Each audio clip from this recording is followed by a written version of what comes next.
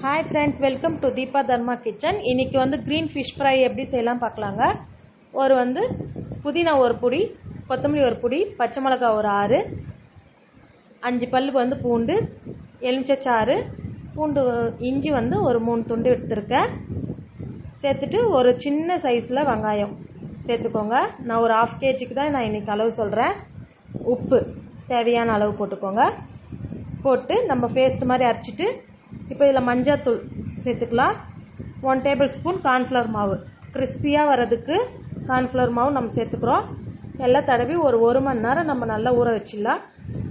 ஊற வச்சிட்ட பிறகு நம்ம ஃப்ரை பண்ணிக்கலாம். எண்ணெய் ஊற்றிட்டு ஒரு கருவேப்பிலெல்லாம் கொஞ்சம் இந்த மாதிரி தூவிட்டு ஃப்ரை பண்ணிங்கன்னா உங்களுக்கு அந்த கருவேப்பிலையோட ஃப்ளேவர் நல்லா இறங்கியிருக்கும். மீன் எப்போவுமே ஃப்ரை பண்ணும்போது இந்த மாதிரி அமுத்தி ஃப்ரை பண்ணுங்கள். ஃபஸ்ட்டே அமுத்தாதீங்க, கொஞ்சம் நேரம் பொறுத்து அமுத்துங்க. அதில் இருக்கிற தண்ணியெல்லாம் வெளியே வந்தால் தான் நீச்சல் ஸ்மெல் இல்லாமல் இருக்கும்.